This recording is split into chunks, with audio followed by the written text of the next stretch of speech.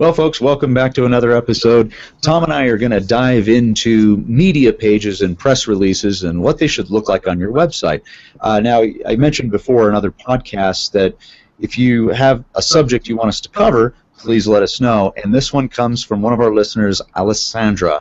And she wants to know if we could do something on media pages, press releases. What should they look like? How should they be set up on a website? So I guess first and foremost, Tom, what is a media page? Well, there's different ways to describe this, and people use these terms media and press interchangeably.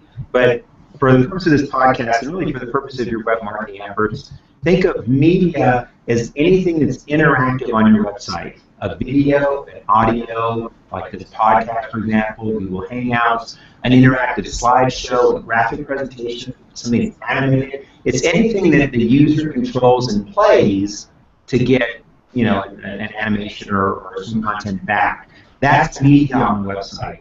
And then press is anything that's used to distribute your content.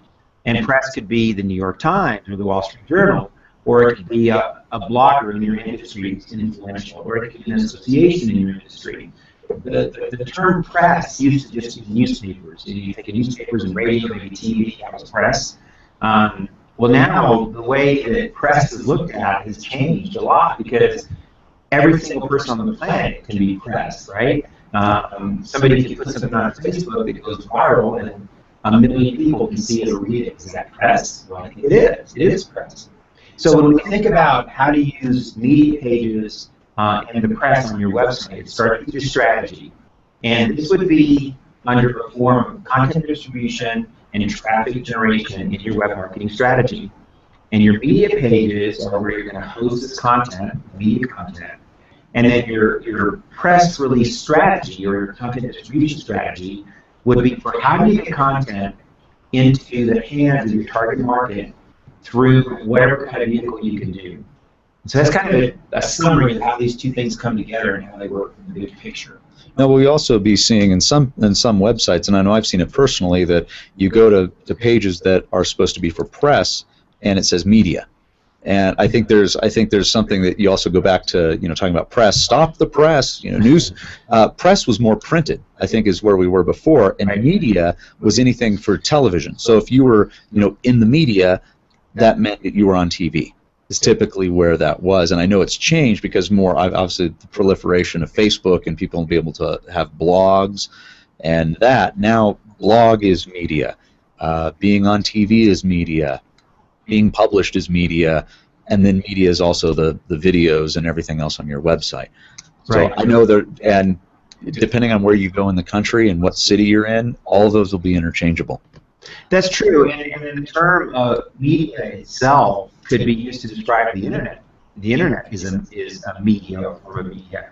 So it gets confusing, but I think if you separate the two into what we discussed earlier, which is one is the concept of interactive content that's on your website versus content that you distribute through channels, we would call press releases. That's a good way of defining the two. So how would you define the two? The difference though between a media page and a press release or even public relations? So a media page would be a page that might list all your videos or might list all your audio tracks or your podcasts or something like that. That might be a media page. That's what I would think of a media page. Now, there are websites out there that say media page, and you go there and you see a list of press releases. So it does get confusing. Or if it's for the media. I mean, I've seen that too, where they go, somebody wants to do a story on your organization, they have a media page for that. Is there another way to set that up, or are we getting a little ahead of ourselves? Well, what's happening is it's just confusing in the industry, and I think it's confusing for users, and that's why I think Alessandra's question is a good one. But I would stick to those two distinctions, and I would think, if you're going to call it if you call it a media page, and it's really a page for the media to come there to get information, you might want to say content about the company or information for the press or media inquiries. Media inquiries, right? Something like that. It would need something more than just the word media.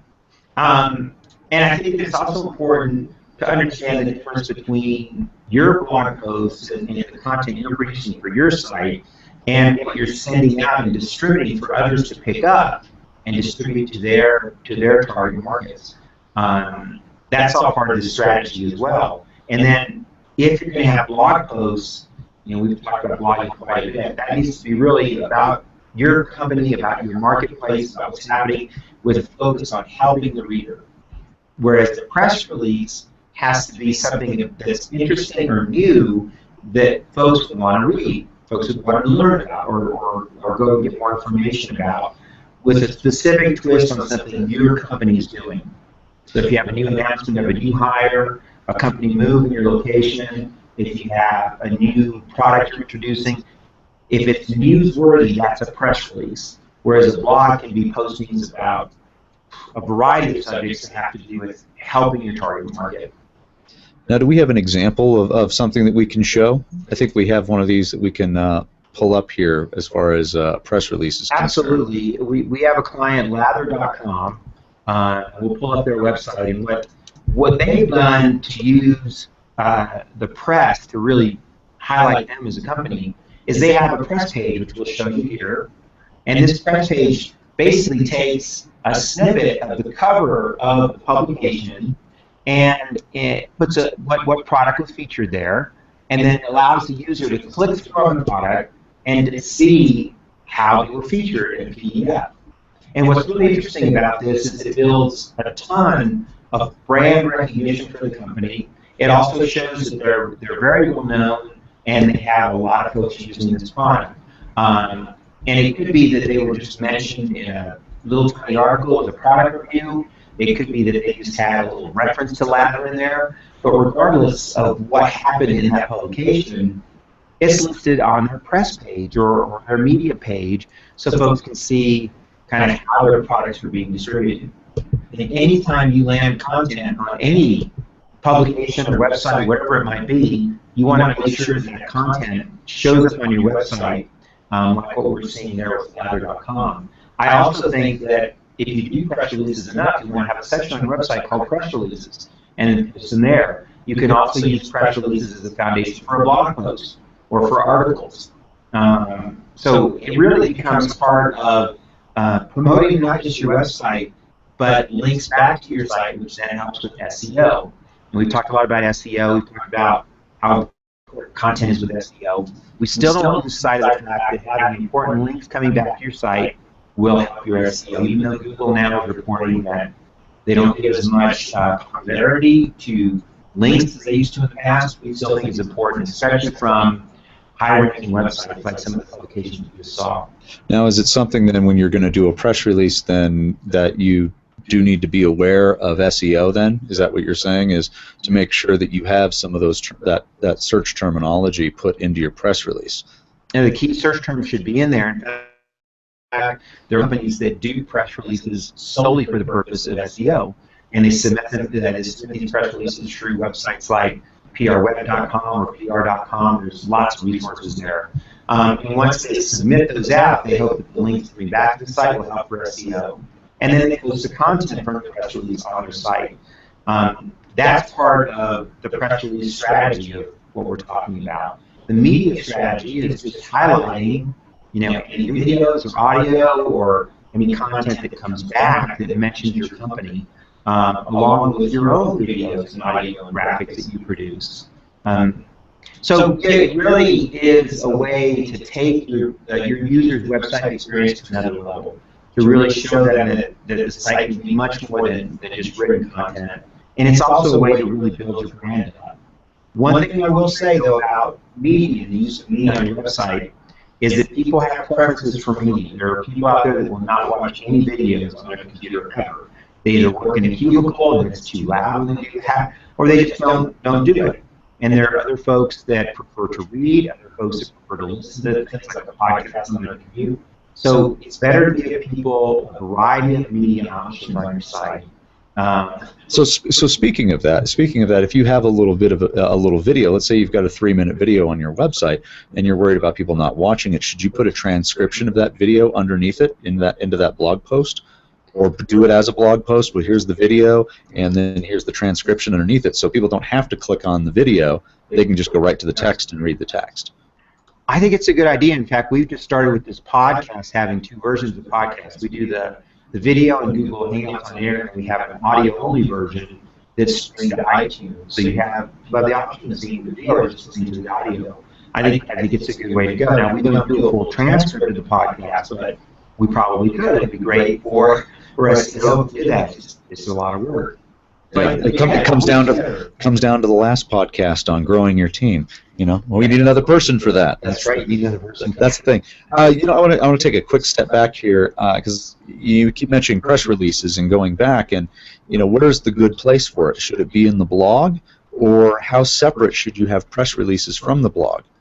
It depends on your website. If you have enough content on your website, and you do press releases often enough, you can have a link that says press releases right on the website. And in fact, in some ways, that might be a better link than media, right? Because that's where people from the press can go to see what's new and current happening with your business. If you don't do press releases that often, you might want to just incorporate them into the blog and list it as a section of the blog. And you could also do both. It doesn't hurt to do both as well. Because people have options and have to use your site. Well, awesome. Well, what types of key action items do we have for our viewers and listeners this time around? Well, I think that developing a plan around getting your content distributed to other websites, whether they're the New York Times or just a small blogger down the street, should be a part of your traffic generation strategy. And if you're writing good content in your blogs and you have a handle on that, the thing that's different about press releases is that you want topics that are newsworthy that can be distributed. So if there's things going on in your business or in your company that are newsworthy, get those distributed. One way to find out how you are being talked about and how those releases are going out is to sign up with Google Alerts. You can go to google.com, do a search on Google Alerts, sign up based on the key terms. One of the key terms in there would be your company name, so you can see how people are talking about you and what's happening. What about key employees? Key employees can also be put in Google Alerts as well, so when they're listed in a press release or arrested. Content or if anything happens to them, they'll show up in Google Alerts, and you can say, "Hey, what were you doing this weekend?" But anyway, that's a good thing to have. Also, work with media and PR action items in your overall web strategy. Track all this in Google Analytics, and then make sure your press release content is on your website. Also, a book coming out, Winning Website War. In that book, there is a section on press releases, a chapter on press releases with action items. You'll see how they fit into the overall strategy in the book. And one last question for you, Tom. For people that are putting out there and doing a press release, how do you get the press to pay attention to your press release? Where do you go? Where does somebody who's never put out a press release before, where do they go? Obviously, they can read the chapter in the book, but where does somebody start? Well, there are websites out there that will mass distribute press releases. So if you have something that's really a hot topic and newsworthy, you can use those websites to distribute press release, and you might get hit upon because it's hot, right? And it's a hot topic. So if you have something real exciting and popular, you'll get found. That's not usually the case, though. Most of us just have normal day-to-day things that happen, and we want to get that information out there. The best thing you can do is have a relationship with someone either at a PR agency or firm that has great connections, or a relationship with the people that work at that media outlet or that press outlet. Make friends with reporters is what you're saying. Make friends with reporters and have newsworthy items.